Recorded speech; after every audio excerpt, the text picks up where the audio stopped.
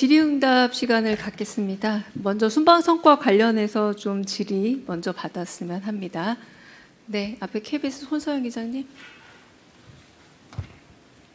네, 안녕하세요. KBS 앉아서 하시죠. 손서영입니다. 예, 그럼 앉아서 하도록 하겠습니다.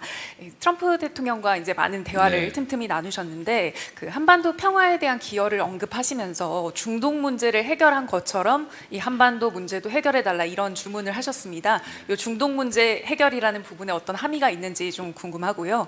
그리고 또 트럼프 대통령께서 강한 지도자라는 평가를 하셨는데 대통령께 구체적으로 어떤 역할을 주문한 게 있으신지 여쭤보고 싶습니다.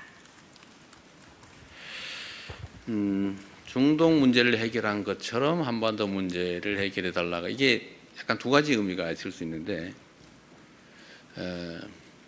어쨌든 문제가 있는데 관여해서 문제를 완화한다, 해결한다는 뜻에서는 한반도 문제가 동일하지만 중동 문제를 해결하는 것처럼 그런 방식으로 하면 안 되겠죠. 뭐 그 점은 분명합니다. 한반도 문제에 대해서 좀 이따 말씀을 드리기로 하고, 네, 트럼프 대통령께서는 어쨌든 뭐 만찬 자리에 90분이 넘는 긴 시간에 옆자리에서 계속 대화할 기회가 있었기 때문에 정말 깊이 있는 대화가 가능했습니다. 오히려 정상회담 시기보다 훨씬 더 나았던 것 같아요. 뭐 그 과정에서 뭐 강한 지도자라는 뭐 표현도 여러 차례 해주시기도 하였고, 아마 그게 존중의 의미라고 생각합니다. 한반도 문제, 그다음에 한미 관계, 이게 뭐 가장 중요한 문제고, 그 중에서 가장 뭐 긴 대화를 한 것은 사실 북핵 문제죠. 앞으로 북핵 문제를 어떻게 접근할 것이냐. 트럼프 대통령께서도 막 14일인가 뭐 며칠 전에 김정은 위원장하고 함께 뜰을 거니던 사진을 SNS에 올렸습니다. 그 말씀도 하시더군요. 자기가 올렸다고, 본인이 올렸다고 말씀하시면서 이제 북한 문제에 대해서도 관심을 가져야 될 때가 됐다, 이런 말씀하셨습니다.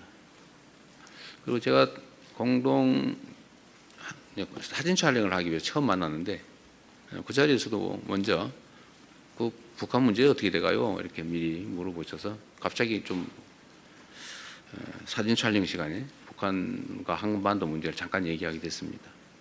그래서 뭐 얘기가 아주 자연스럽게 이어졌는데요. 제가 드린 말씀은, 트럼프 대통령께서 하신 말씀의 핵심은 북한도 이 핵무기를 현실적으로 보유하기 이전 단계에서 뭔가 가능한 조치를 했어야 되는데 못해서 아쉽다, 이런 말씀을 하셨습니다.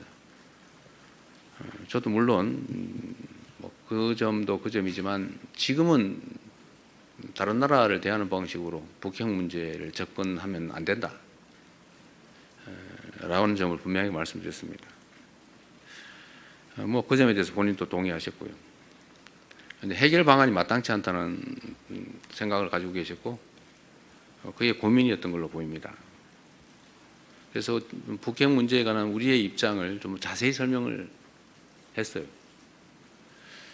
이게 일률적으로 한 번에 처리가 불가능하다. 예를 들면 북한은 우리의 판단으로는 뭐 일정 수 이상의 핵무기를 실제 이미 보유하고 있는 것 같고, 또 연간 10개에서 20개 정도의 핵무기, 핵폭탄을 만들 수 있는 핵물질을 계속 생산해내고 있고, 또 그 투발 수단, 핵무기라고 하는 게 그 자리에서 뭐 쓸 수 있는 건 아니니까 어딘가를 멀리 보내서 사용하는 건데, 소위 투발 수단, 옮기고 떨어뜨리는 그 투발 수단으로 ICBM 대륙간 탄도미사일을 뭐 단거리, 중거리 미사일 이미 다 개발했고, 대륙간 탄도미사일은 거의 마지막 개발 단계에 있는 것으로 보여진다. 근데 이런 상태에서 그냥 원론적인 얘기를 서로 하면 이게 접근이 불가능하다. 북한은 비핵화 얘기를 하지 말고 핵 보유를 인정해야 대화하겠다 이러고, 또 국제사회 입장에서는 비핵화를 포기할 수 없는데 이러니 대화 자체가 되지 않는다. 그래서 우리가 제안했던 것처럼 단계별로 좀 목표를 나누자.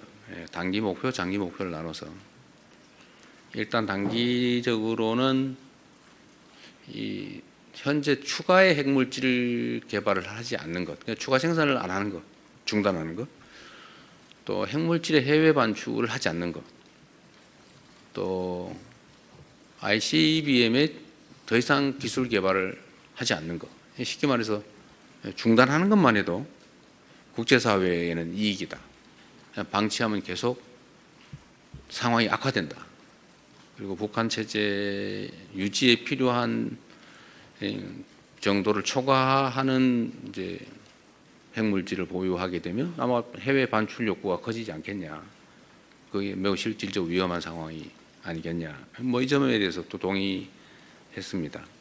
그래서 그런 상황을 더 이상 진척되지 않도록 중단시키는 걸 단기적인 목표로 일단 하고, 그렇다고 비핵화를 포기하지 말되 지금 당장이 아니라 일단 단계적으로 단기, 중기, 장기로 가자. 일단 중단하고 멈추고 또 안정이 되면 감축을 하든지 좀 하고, 그 다음 단계로는 서로 신뢰가 쌓이고 체제가 안전이 보장이 됐다고 하면 그 핵무기 유지 관리 비용이 엄청나게 들기 때문에 체제 위협이 더 없다고 판단되는 상황을 서로 만들어서 이제 비핵화를 향해 가면 되지 않냐. 이 장기 목표로 삼자. 그래서 이 두 가지를 약간 나눠서 단계적으로 접근하는 게 현실적이지 않나, 이런 설명을 좀 긴 시간 드렸어요. 그것도 뭐 하나의 방법일 수 있겠다 해서 충분히 고민해 보겠다, 이런 말씀을 하셨습니다. 어쨌든 한반도의 핵 문제를 포함한 평화와 안정의 문제는 우리의 생존이 걸린 문제이기 때문에, 어쨌든 제가 전에 한반도의 핵 관련된 한반도 정책으로 제시했던 단기, 중기, 장기로 나눠서 접근하는 문제에 대해서는 필요한 만큼 충분히 말씀을 드려서 이해했다고 생각됩니다. 뭐 그리고 그 외에도 뭐 이런저런 얘기들이 많이 있었는데, 오늘 답은 여기까지 하겠습니다.